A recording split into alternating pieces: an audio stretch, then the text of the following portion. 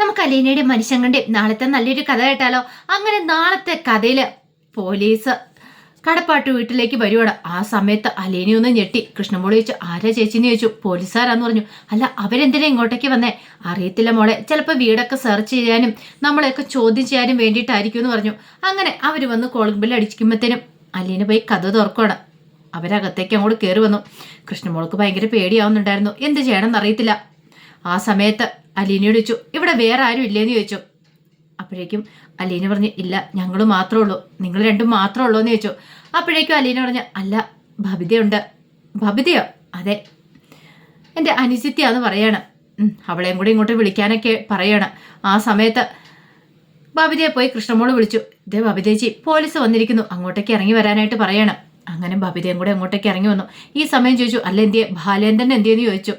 അത് അച്ഛനൊരു minor attack വന്ന് അച്ഛൻ ഹോസ്പിറ്റലിൽ അഡ്മിറ്റ് ആണെന്ന് പറയാം. ഓ, അങ്ങനെയാണല്ലേ. അതെ, ഞങ്ങൾക്ക് ഈ വീടൊക്കെ ഒന്ന് സെർച്ച് ചെയ്യണമെന്ന് പറഞ്ഞു. അത് കേട്ടപ്പം അലീനയ്ക്ക് അപകടം എടുത്തു.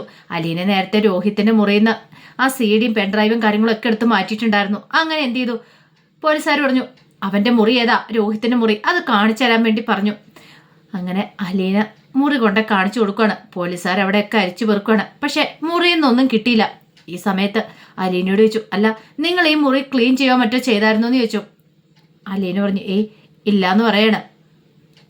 ഇത് കേട്ടപ്പോൾ പോലീസുകാരനൊന്ന് നോക്കി അലീനയുടെ മുഖത്തേക്ക് നോക്കുവാണ്. സിഐ അലീന പക്ഷെ അത് മൈൻഡ് ആക്കിയില്ല. അലീനയ്ക്ക് അറിയായിരുന്നു ഇവരുടെ കയ്യിൽ എന്തെങ്കിലും തെളിവുകൾ കിട്ടിയിട്ടുണ്ടെങ്കിൽ ഒരു കാരണവശാലും രോഗത്തിനെ വെറുതെ വിടത്തില്ലെന്ന്.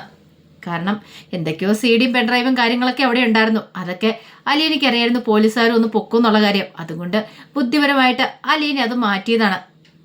ആ സമയം ബബിതയെ ഒരു വനിതാ കോൺസ്റ്റബിൾ വിളിച്ചിട്ട് പറഞ്ഞു, നിന്റെ പേരാണോ ബബിത എന്ന് ചോദിച്ചു. അതേന്ന് പറഞ്ഞു. ഇങ്ങോട്ടേക്ക് വാ, നിന്നെ നീ ചോദ്യം ചെയ്യാനുണ്ടെന്ന് പറഞ്ഞു. അത് കേട്ടതും ബബിത ഞെട്ടി. എന്നെയോ? അതിന് ഞാനൊരു തെറ്റും ചെയ്തിട്ടില്ലെന്ന് മാടെന്ന് പറഞ്ഞു. അതൊക്കെ ഞങ്ങൾ തീരുമാനിക്കുക, ഇങ്ങോട്ട് വരാൻ പറഞ്ഞു. അങ്ങനെ ബബിതയെ അപ്പുറത്തേക്ക് മാറ്റിക്കൊണ്ട് പോവാണ്. പിന്നീട് ബബിതയെ ചോദ്യം ചെയ്യാൻ തുടങ്ങി. ബബിതയെ ചോദ്യം ചെയ്യുന്ന വേറൊന്നും കൊണ്ടല്ല, ഹരിശങ്കറിന്റെ ഫോണിനകത്ത് ബബിതയുടെ കുറെ നഗ്ന ചിത്രങ്ങൾ കാര്യങ്ങളൊക്കെ ഉണ്ടായിരുന്നു.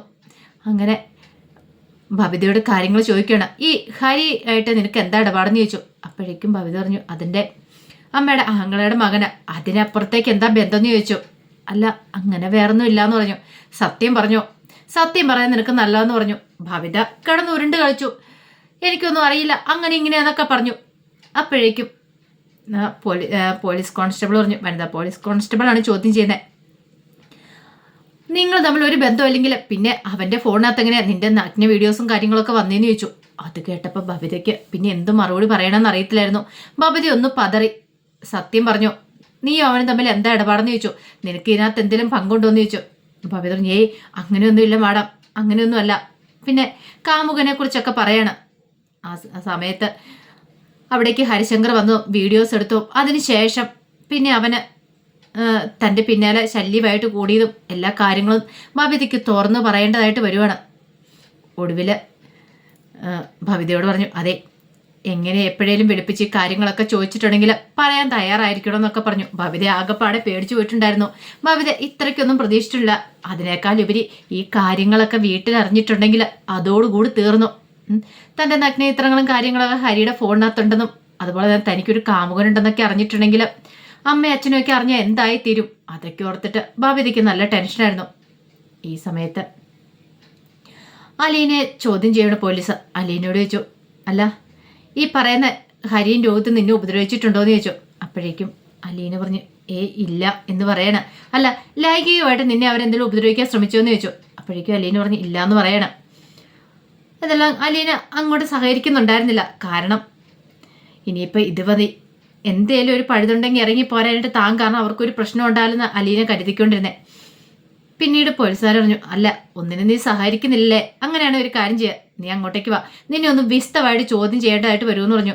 അപ്പോഴേക്കും അലീന പറഞ്ഞു, അല്ല സാറേ, ചോദിക്കാനുള്ള കാര്യങ്ങളൊക്കെ ഇവിടെ വെച്ച് ചോദിച്ചാൽ പോരെ. അത് പോരാ, നീ അങ്ങോട്ടേക്ക് വാ, നിന്നെ അങ്ങോട്ട് കൊണ്ടുപോവാം, അവിടെ വെച്ച് നിന്നോട് വിശദമായിട്ട് കുറേ കാര്യങ്ങളൊക്കെ ചോദിച്ച് മനസ്സിലാക്കാനുണ്ടെന്ന് പറഞ്ഞു. അപ്പോഴേക്കും കൃഷ്ണമോളൊക്കെ ആ പഴയ ടെൻഷനായി. പിന്നീട് ഒരു വനിതാ പോലീസ് വന്ന് അലീനയുടെ കയ്യിലേക്ക് അങ്ങോട്ട് പിടിക്കുകയാണ്. അലീനയെ കയ്യെ തട്ടി മാറ്റി. എന്നിട്ട് പറഞ്ഞു, ഞാൻ വന്നോളാന്ന് പറഞ്ഞു. കൃഷ്ണമോളോട് പറഞ്ഞു, മോളെ പേടിക്കൊന്നും വേണ്ട, ഞാൻ പോയപോലെ തന്നെ ഇങ്ങോട്ട് തിരികെ വരുമെന്ന് പറഞ്ഞു. അലീന ചേച്ചി എന്നും പറഞ്ഞുകൊണ്ട് കൃഷ്ണമോള് കരയുക. കൃഷ്ണമോൾക്ക് ടെൻഷനായി.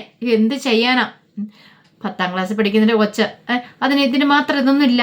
കാരണം കുട്ടിയല്ലേ.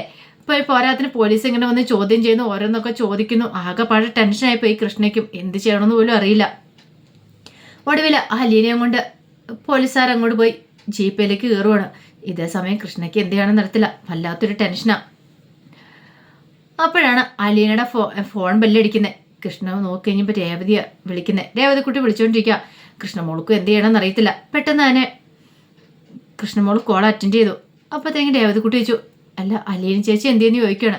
അത് പിന്നെ അലീന ചേച്ചിയെ പോലീസ് കൊണ്ടുപോയെന്ന് പറഞ്ഞു. പോലീസോ എന്തിനാ? പിന്നീട് കൃഷ്ണമോൾ ചുരുക്കത്തിൽ കാര്യങ്ങളൊക്കെ പറയണം. അത് കേട്ടുകഴിഞ്ഞപ്പോൾ രേവതി കുട്ടിക്കും ആകെപ്പാടെ ടെൻഷൻ. എന്ത് ചെയ്യണമെന്ന് അറിയില്ല.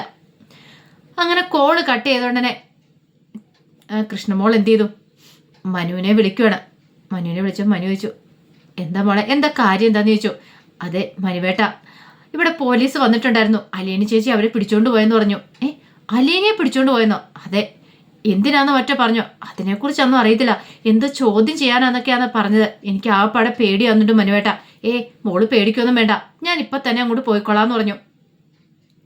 പെട്ടെന്ന് മനുശങ്കർ കോള് കെട്ടിയത് പുറത്തേക്ക് പോകാൻ തുടങ്ങുന്ന സമയത്ത് കമല വന്നിട്ട്, എടാ നീ ഇത് എങ്ങോട്ടാ പോണേന്ന് ചോദിച്ചു. അതെ പോലീസ് സ്റ്റേഷൻ വരെ പോവുക. അപ്പോഴേക്കും കമല ഓർത്തെ ഹരിയുടെ കാര്യം അന്വേഷിക്കാൻ വേണ്ടി പോകുന്നതായിരിക്കും എന്ന് ഓർത്തെ. മനുശങ്കർ ഒന്നും നോക്കില്ല. പെട്ടെന്ന് വണ്ടിയെടുത്ത് പോവുകയാണ്. ഇതേ സമയത്ത് അലീനയും കൊണ്ട് നേരെ പോലീസ് സ്റ്റേഷനിലേക്ക് പോകണം. ഈ സമയത്ത് ഒരു കോൺസ്റ്റബിൾ ചോദിച്ചു, സാറേ സ്റ്റേഷനിലേക്കാണോ അതോ ക്യാമ്പിലേക്കാണോ എന്ന് ചോദിച്ചു. നേരെ സ്റ്റേഷനിലേക്ക് വിട്ടോളാൻ പറഞ്ഞു. അങ്ങനെ അലീനയും കൊണ്ട് സ്റ്റേഷനിലേക്ക് ചെല്ലുന്ന സമയത്ത് അവിടെ മീഡിയക്കാരും ന്യൂസ് ചാനലുകാരും എല്ലാവരും ഉണ്ടായിരുന്നു. അലീന ആകെപ്പാടെ അന്തം വിട്ടുപോയി. അലീനെ അങ്ങോട്ട് ഇറക്കണ സമയത്ത് എല്ലാവരും കൂടെ ഇങ്ങനെ ചുറ്റും കൂടി. കാരണം അലീനയെല്ലാം വേറെ എന്തോ ഒരു ഭീകര ജീവിയെ കാണുന്ന പോലെ എല്ലാവരും ഫോട്ടോസും കാര്യങ്ങളൊക്കെ എടുക്കാൻ തുടങ്ങുന്നു. വല്ലാത്തൊരിത്. അലീനയ്ക്കൊന്നും മനസ്സിലായില്ല. ഒരു തെറ്റും ചെയ്തിട്ടില്ല.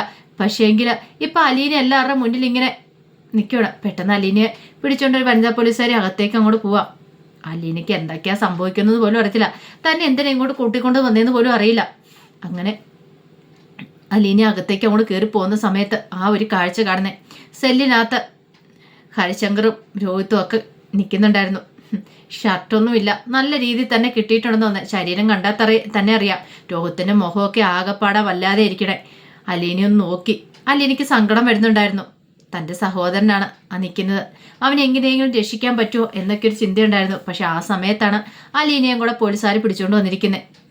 അങ്ങനെ അലീനയെ കൊണ്ട് അവിടെ ഇരുത്തിയിട്ട് SI ചോദ്യങ്ങളൊക്കെ ചോദിക്കാൻ തുടങ്ങി. സത്യം പറ, നിന്റെ വീട്ടിൽ എന്താ സംഭവിച്ചേ? നീ ജോലിക്കാരിയായിട്ട് വന്ന അതിനുശേഷം എന്താ സംഭവിച്ചതെന്നൊക്കെ ചോദിക്കുകയാണ്.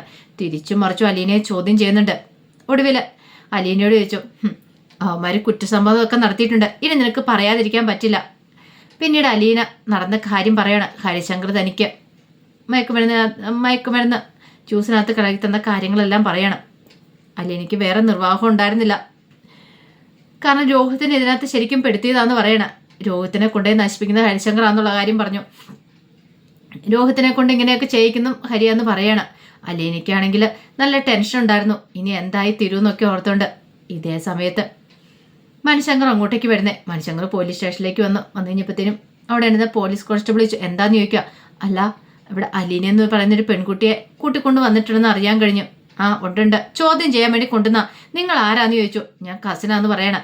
തൽക്കാലത്തേക്ക് ഇപ്പൊ കാണാൻ പറ്റില്ല, ചോദ്യം ചെയ്തുകൊണ്ടിരിക്കുക. അപ്പോഴേക്കും മനുശങ്കർ പറഞ്ഞു, അതിന് അലീന കുറ്റമൊന്നും ചെയ്തിട്ടില്ലല്ലോ, പിന്നെന്തിനാന്ന് ചോദിച്ചു. അത് കുറ്റം ചെയ്തിട്ടുണ്ടോ ഇല്ലയെന്നോ ഒക്കെ സാർ തീരുമാനിച്ചോളൂ, നിങ്ങൾ അങ്ങോട്ട് മാറി നിൽക്കാൻ പറയണം. മനുശങ്കറിന് വല്ലാത്തൊരു ടെൻഷനായി. ആരെ വിളിക്കണം, എന്ത് ചെയ്യണമെന്ന് അറിയത്തില്ല. പിന്നീട് മനുശങ്കർ നേരെ ഗോവർദ്ധനെ വിളിക്കുകയാണ്. ഗോവർദ്ധനെ വിളിച്ചിട്ട് കാര്യങ്ങൾ പറയണം. അങ്കിളെ, അലീന ഇങ്ങോട്ട് കൂട്ടിക്കൊണ്ട് വന്നിട്ടുണ്ട്, ചോദ്യം ചെയ്യാനെന്നാ പറഞ്ഞേ. എനിക്കറിയില്ല.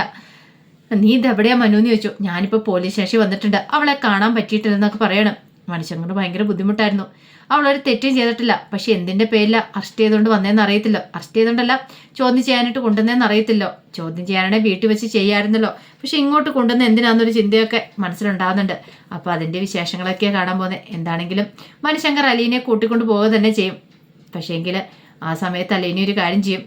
രോഹിത്തിനോട് സംസാരിക്കാനൊരു അവസരം കിട്ടുവാണെങ്കിൽ രോഹിത്തിനോട് സംസാരിക്കുക തന്നെ ചെയ്യും. അപ്പോൾ അതിന്റെ വിശേഷങ്ങളൊക്കെയാണ് കാണാൻ പോകുന്നത്. ആ വിശേഷങ്ങൾക്കായി നമുക്ക് എല്ലാവർക്കും കാത്തിരിക്കാട്ടോ. അതിനു മുമ്പായി ആദ്യമായി കാണുന്നവരുണ്ടെങ്കിൽ ചാനൽ ഇഷ്ടപ്പെട്ട ഒന്ന് സബ്സ്ക്രൈബ് ചെയ്യാൻ മറക്കരുത്. വീഡിയോ ഇഷ്ടപ്പെടുവാണെങ്കിൽ ലൈക്ക് ചെയ്യാനും നിങ്ങളുടെ വിലയേറിയ അഭിപ്രായങ്ങളൊക്കെ രേഖപ്പെടുത്താനും മറക്കരുത് കേട്ടോ. ഒരിക്കൽ കൂടി എല്ലാവർക്കും ശുഭരാത്രി നേർന്നുകൊണ്ട് നിർത്തുന്നു. നന്ദി.